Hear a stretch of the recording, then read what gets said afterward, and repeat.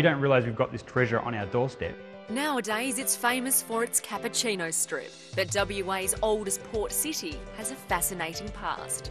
And now we start to really value and love our heritage, and we actually really want to be connected with it again. They're the historic buildings with tales of mystery and mutiny. And while the heritage buildings have stood the test of time, many are now getting an old-fashioned facelift.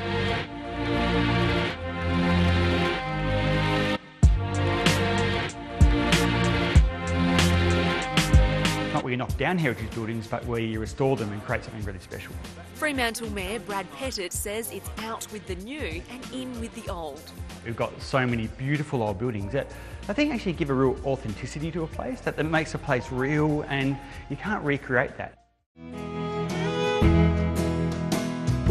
It's such an iconic venue in the middle of Fremantle. The building with 140 years of history. It's been a bank, a hotel, and engulfed by flames 4 times. Now it's become a heritage hotspot. It's quite an enormous task because it was pretty much just 4 walls left standing, everything was wiped out. National Hotel owner Carl Bullers says if these walls could talk, the stories would be endless. It's got quite a chequered history. There's been a few murders and a few suicides, all the exciting stuff.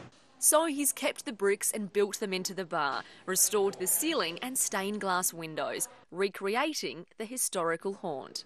The second phase will be to do the higher rooms, which are the hotel rooms. We plan to have a boutique 4-star hotel. It's easy to see the changing face of Fremantle from street level, but for the best views, head right up here. Set to be transformed into an open-air rooftop bar, the National Hotel gives you 360-degree views of Fremantle. This will soon be the coolest place to see the city.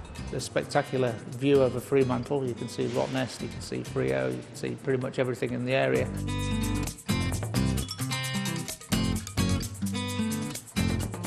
Interested in the story. They're interested in what this building has been. Described as an eyesore, the 100-year-old wool store warehouse is proudly Freo. For decades it was a wool batching facility, in the 80s becoming Fort Knox storage. When we approach projects like this, we do like to understand the history of the building, because the history of the building is the story. Architect Dominic Snellgrove is heading up the Heirloom Project. Now we're preparing for 183 new apartments to occupy this building and 183 new residents to continue the next chapter in the story of this building. Using the original roof, exposed brickwork and old beams, Dominic describes the project as a perfect example of adaptive reuse. There are unique qualities associated with buildings like this that simply can't be achieved in new construction or in new buildings.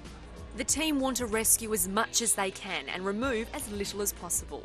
Apartment living with timeless appeal.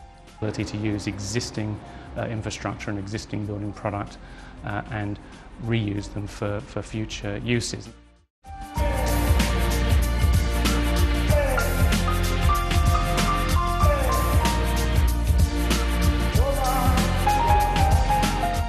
Historical, interesting, unique. And a legend on Bannister Road.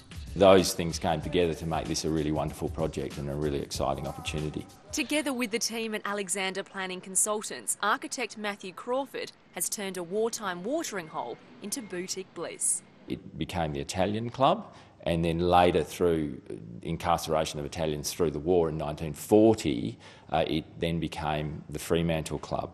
Keeping its European touch, the space today has been transformed into a 4-star hotel, and its name pays tribute to the town. The name of the hotel, the Hougoumont, actually comes from the name of the last ship that brought convicts to Australia. That was the Hougoumont. On the lobby wall is the entire list of the convicts on that very ship.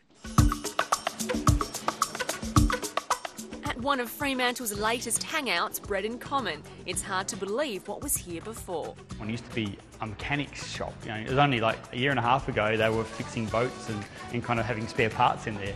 And now it's a stunning kind of restaurant. So next time you visit Fremantle, just remember you're stepping back in time. with 1 foot in history and 1 in the future of Freo.